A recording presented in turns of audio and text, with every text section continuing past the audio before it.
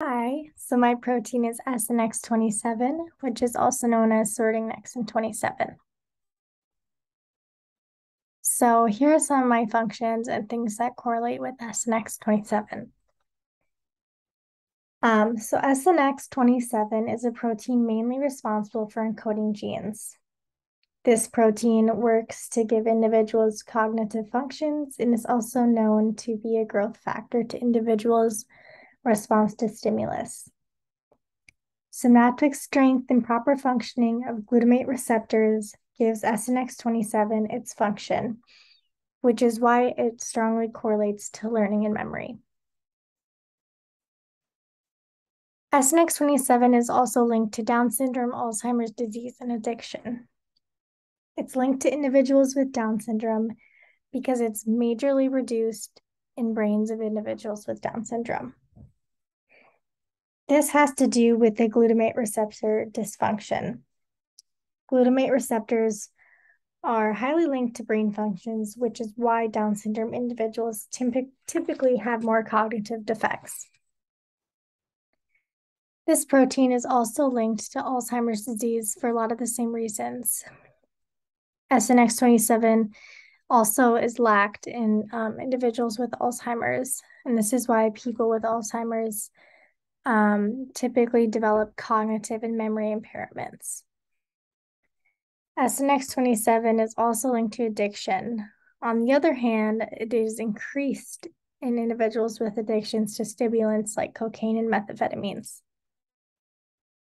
There have been studies out there that determine that if we can block the interactions between potassium channels and SNX27, there might be a way to prevent and help people that have addiction to these drugs. So here is the structure of SNX27. Figure 1 shows the alpha helices that are present. There are 2 alpha helices present. And then figure 2 shows the beta sheets present, which there are 8 of them. The total weight structure of my protein is 11.56 kDa, and there are 2 unique protein chains.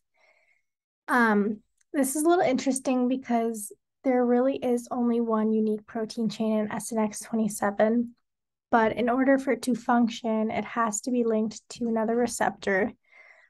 Otherwise, it can't function by itself. There are no disulfide bonds present in SNX27. And then here is the image of my protein. So chain A is all the green stuff, which is SNX27. And then chain B would be a receptor like a glutamate receptor. So the primary structure of my protein includes all the amino acids that are present. This is the backbone of my protein structure, which is the sequence of amino acids linked together to form a polypeptide chain. And the primary structure of my protein is what makes my protein its own unique structure. The secondary structure in my protein are the alpha helices and beta sheets present. My protein, like I said, has 2 alpha helices and 8 beta-plated sheets. These structures are held together by hydrogen bonding. Then there's tertiary structure. The tertiary structure of my protein is the overall folding of the structure of the polypeptide chain. The tertiary structure shows how the R groups interact between each other. This includes ionic bonding, hydrogen, and hydrophobic interactions between the R groups of the amino acids. And then there's quaternary. My protein by itself does not contain a quaternary structure because it really is only chain A. But when it's linked to another polypeptide chain like chain B, it is able to create its working function and function in the human body. So technically, this whole structure is quaternary because it contains 2 separate polypeptide chains, which then interact with each other through their R groups. And then here's some of my sources.